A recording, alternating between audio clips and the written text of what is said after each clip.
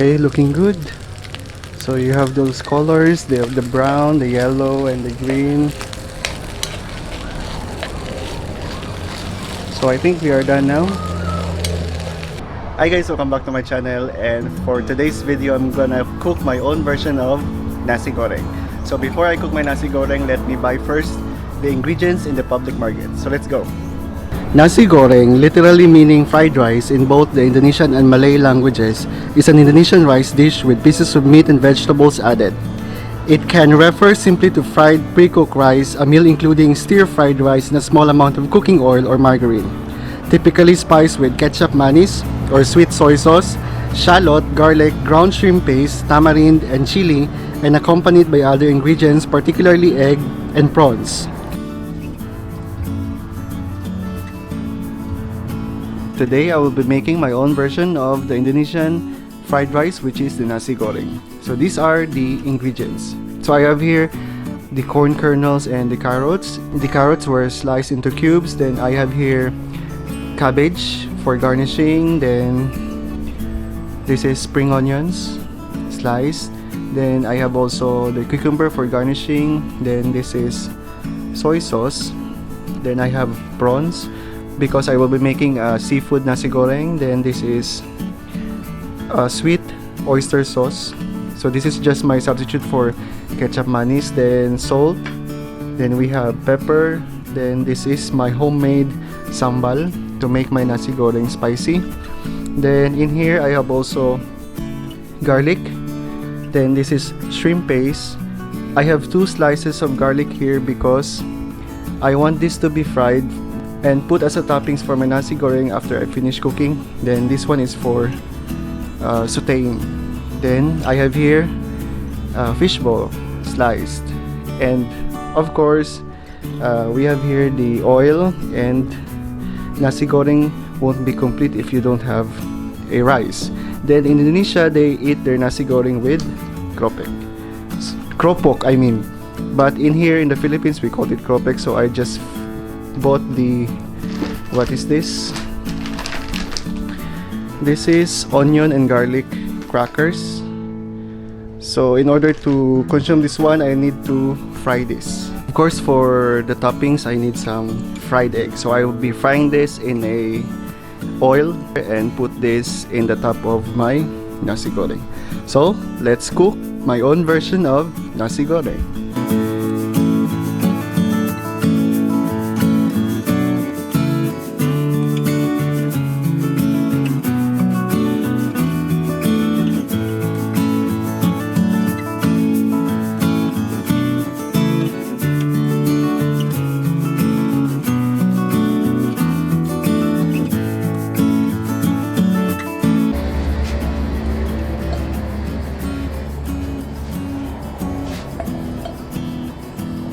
Okay guys, so at this point I will be making first the krupok or the kropek. So we call it kropek here in the Philippines. Then I will fry my onions for the toppings later after I finish cooking my Nasi Goreng.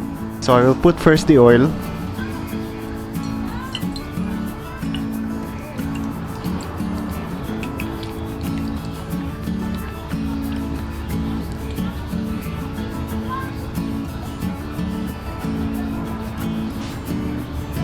So we will just wait for the oil to be heated before we put the kropek.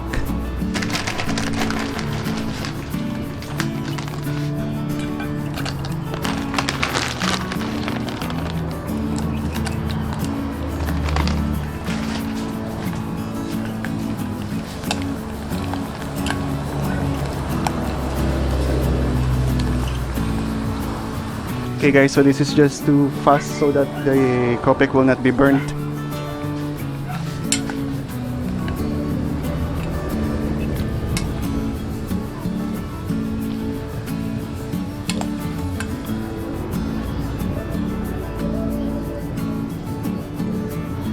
Okay guys, so on a separate pan I will now be frying the onions.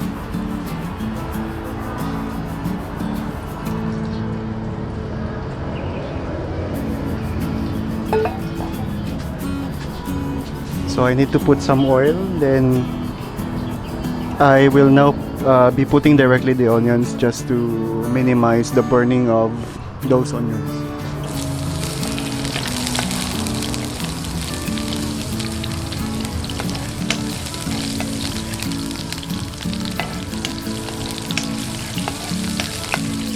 Let's just wait for this to be golden brown and stir occasionally to avoid burning.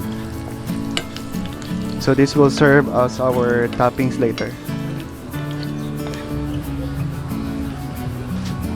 So this is okay now, just take it off and set aside.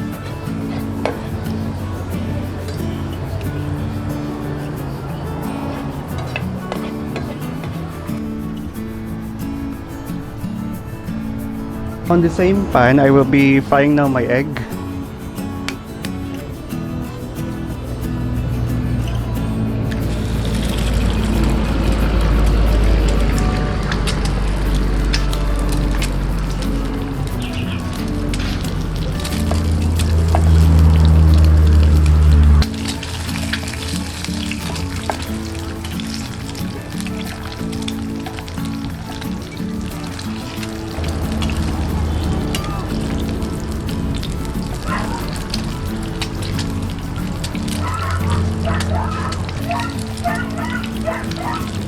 But this is okay now and set aside.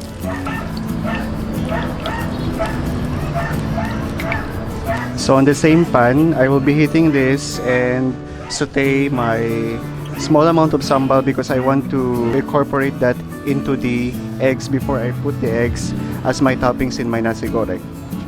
So this is now my sambal.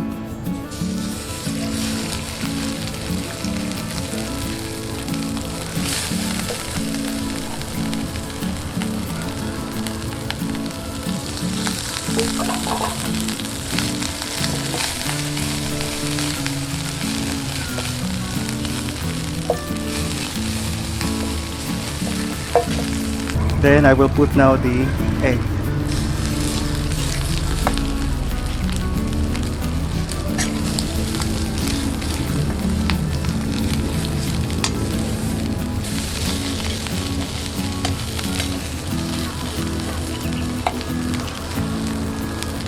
Then set aside.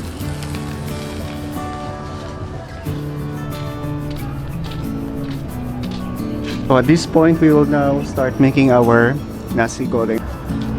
Okay guys, so let's now put some oil.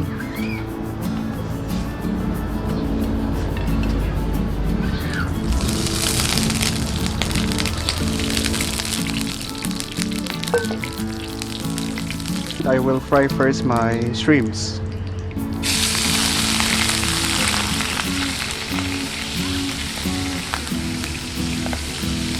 Then season this with salt and pepper.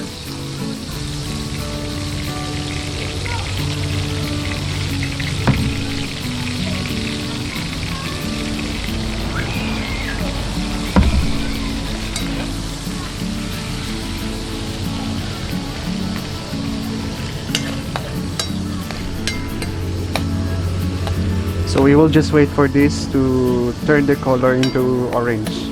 So we don't need to overcook this one, so set this aside. Then we will now saute our onions and garlic.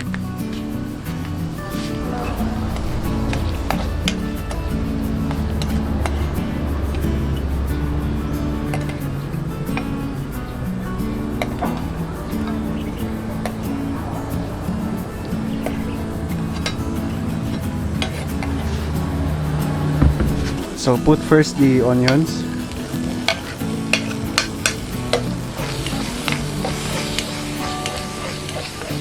So let's just wait for these onions to be translucent. And then after that, you put the garlic.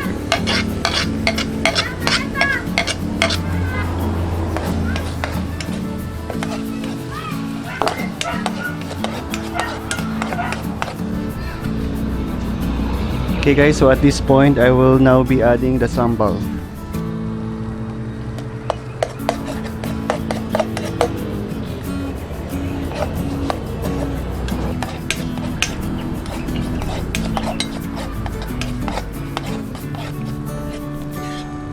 So I put sambal just to make my nasi goreng spicy. Then after the sambal, after about 2 minutes, I will be now putting this shrimp paste. But I will not put all of this. I will just, I think, put half of the shrimp paste, or just quarter of this shrimp paste. That's it.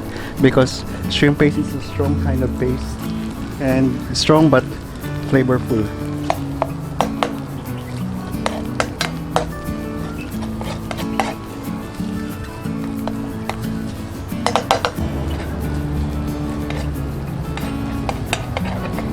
So make sure the shrimp paste is distributed evenly to the other ingredients inside the pan.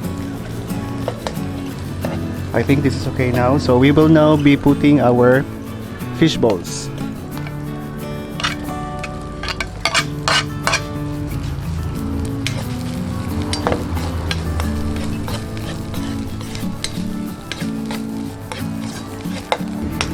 We'll just let the fish bowl to be cooked before we put back again the shrimp.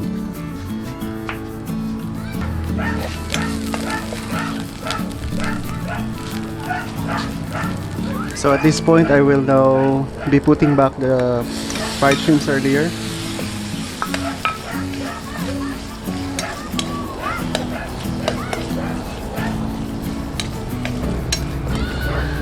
Then we will now be adding our rice.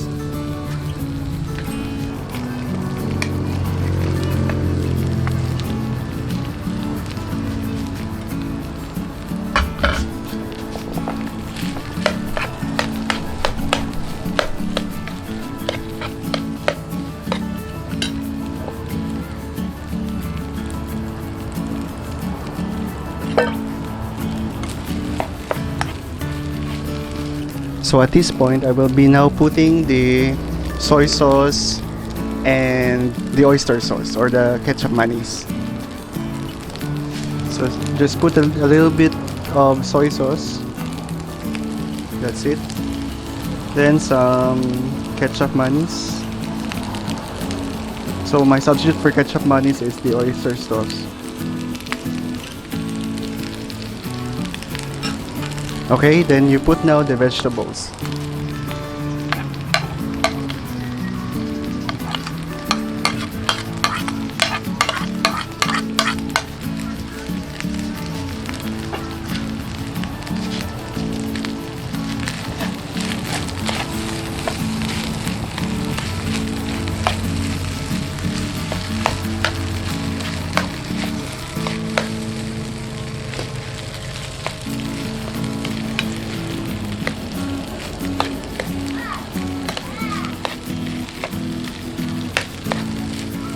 So I will be adding a small amount of oyster sauce.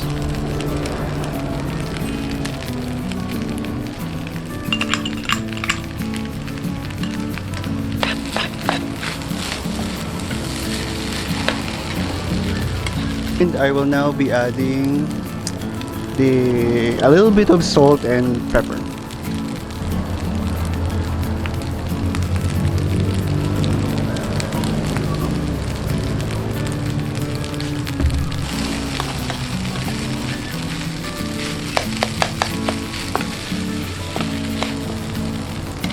I'm almost done, so I will be putting now the spring onions.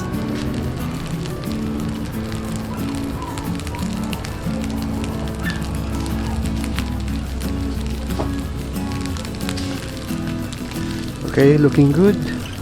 So you have those colors, the brown, the yellow, and the green. So I think we are done now.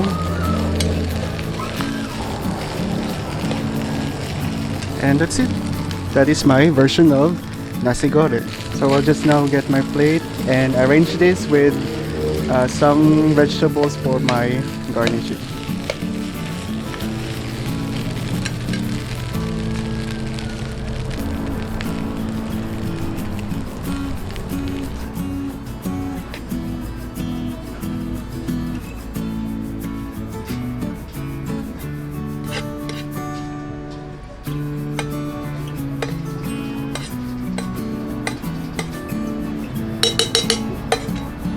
Okay guys, so this is now my plate of nasi goreng. So to finish this one, I will put some garnishing like cucumber.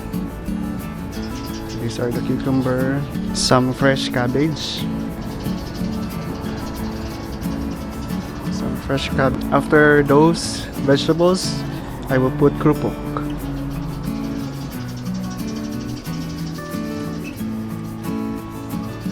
Then a little bit of sambal. Don't forget to put the fried onions. So these are the fried onions. Then lastly, we have the egg. Yummy! Okay guys, that is now my version of nasi goreng.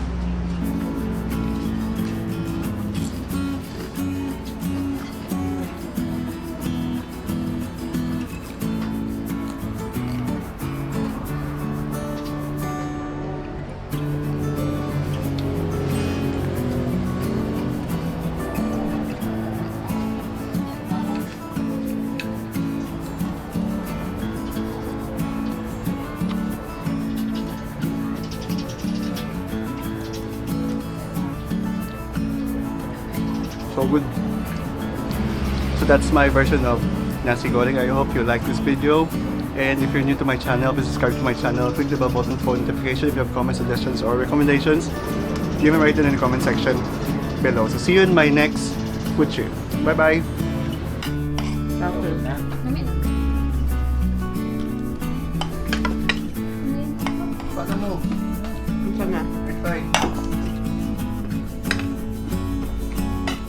Pwede yan?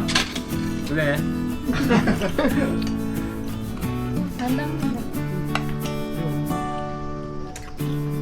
Mek, kita sabit ni Kevin.